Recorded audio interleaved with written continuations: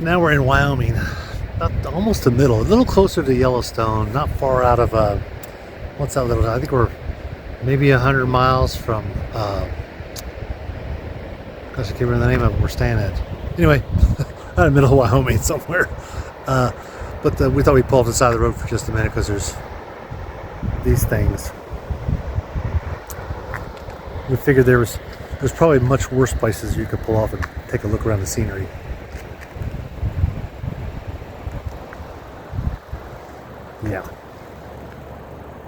Yeah, it's pretty stunning, is all I can say. Yeah, and you know what? You should be here too.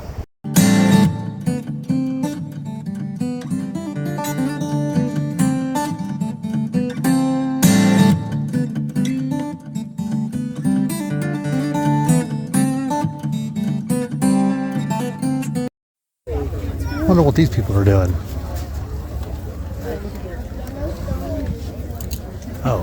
Oh, I see. Oh, okay. Totally what it is.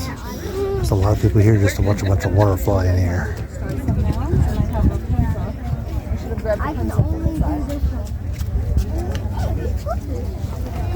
Hello, her. Good old faithful. Any minute now. Now you're talking. Whoa.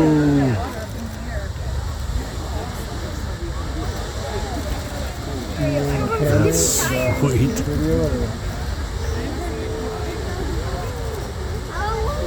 Old faithful.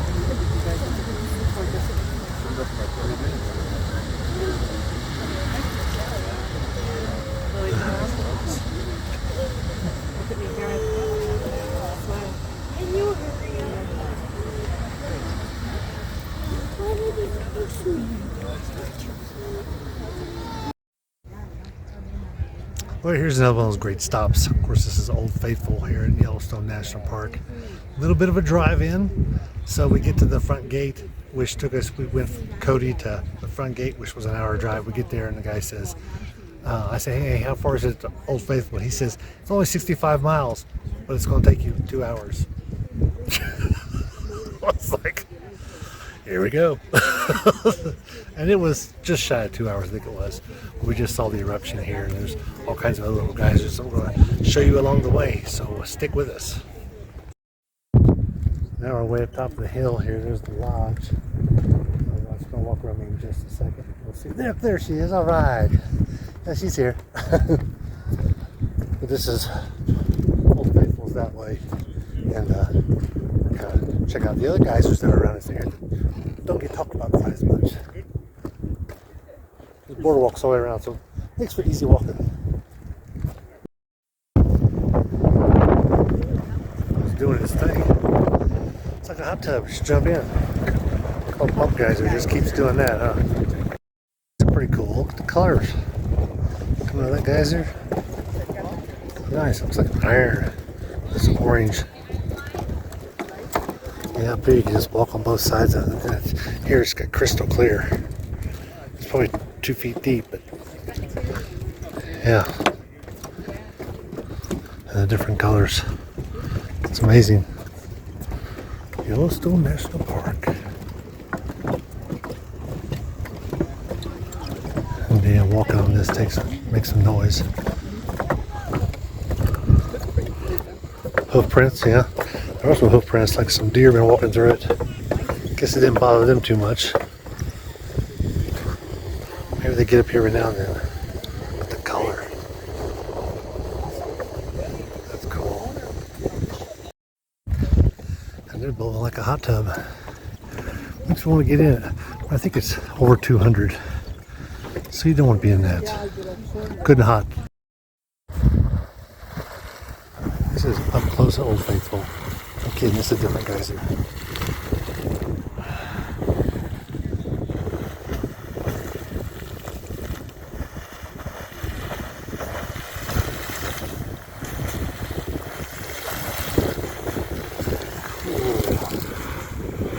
I figured the end I'll post it on my guess is I'm off. I like the colors though, huh? She's shooting all over the place. They smell great, like sulfur. Wish we had smell-o-vision. Look how different this one is. See how deep it is compared to, say, this one? It's interesting. That was kind of bubbling, and that was like shooting. That was doing a little bit of both. Spasmodic geyser. It looks like a marshmallows burnt on a stick. Like you're trying to make s'mores.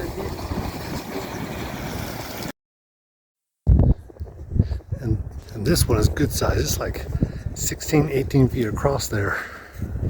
It's huge. Oh, got the leg all hiked up. It's awesome.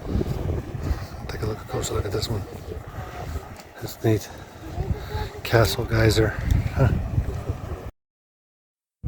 So you can really see the blue in this. Lookout spot up there.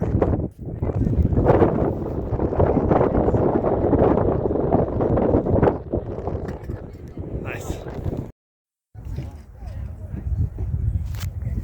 There's a marquee for it. The different colors. It's amazing.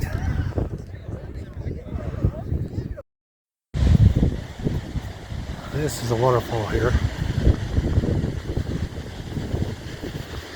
What's the name of this one again? What's the name of this one? Gibbons Falls. It's kind of a stair step falls. It's not like a straight up drop off, but it's still a falls. Wow, just another magnificent view here at Yellowstone National Park. Yeah, that's crazy. It's beautiful. Yeah, that's the falls there. You go down that with those kayaks, huh? All the way down there until you get down to, well, that drop off. I don't think you want that. Beautiful though.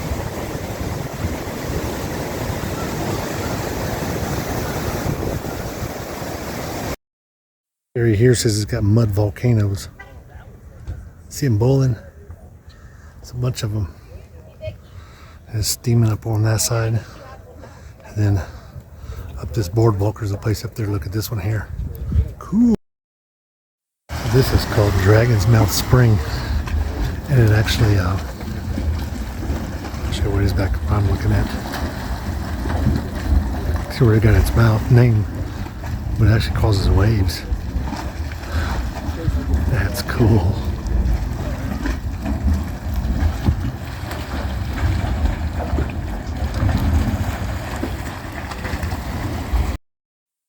This one looks like a big mud hole.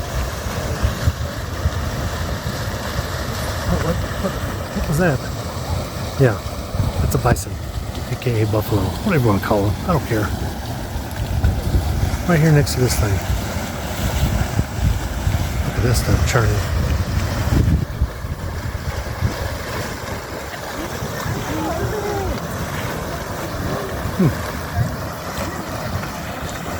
Look at that guy. Just kind of sitting here.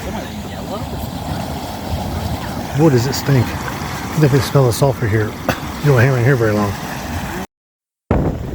Ah, the beaches of Yellowstone. Seriously. Seriously, it's a beach. It's a lake beach, which means it's got the darker water and the darker sand. It's pretty cool. This is the beach.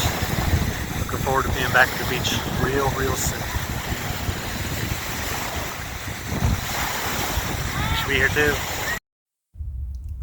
Now I'm here in Montana. This is the Battle of Little Bighorn. This is actually their cemetery. It's right here. We're gonna go up top of the hill and show you the actual monument they have here. But they have a nice little memorial here. It tells you a little bit about some of the different things and different people that are buried here, from Indian Wars, the Spanish-American Wars, World War I, II, Korean War, and also Vietnam, that are buried in this cemetery. If you're from this area, this is basically just like Arlington National Cemetery near DC, that you can be buried there if you're a military veteran. But same kind of requirements as Arlington. Custer's last stand, June 25th, 1876. Happened on this spot. A place called Little Bighorn. Montana. That's one of the memorials there. This is the obelisk that they put all the fallen soldiers on from that battle. 220.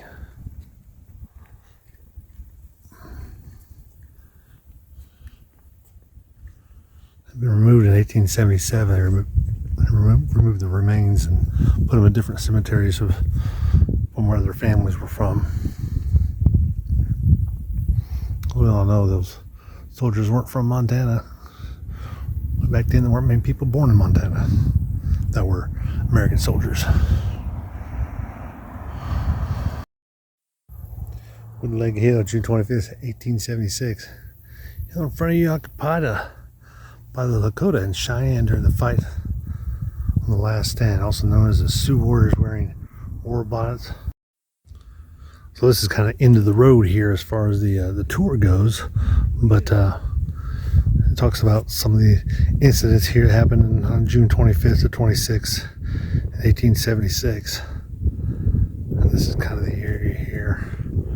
There's actually a trail guide, but it's all empty. They say you can borrow and return it at your tour, or you could pay $2. And of course, they got these are pretty cool. You can actually sit at your house right now and dial that phone number right there if you wanted to, and you could go along the trail and it tells you what it is. Now there's a walking trail here, as you can see right there, that goes all the way up that hill. It is beautiful country, especially it's a nice day today, so that helps. Right here, there's a monument here at the end. Here is occupied by troops. Pack train, nice, cool. Coming out a Little Bighorn, kind of cool. Neat stop. I wouldn't call it a destination place, but it's definitely a stop along the way. If you're up this way, we actually took an hour and a half drive out of our way to be here, maybe 2 hours.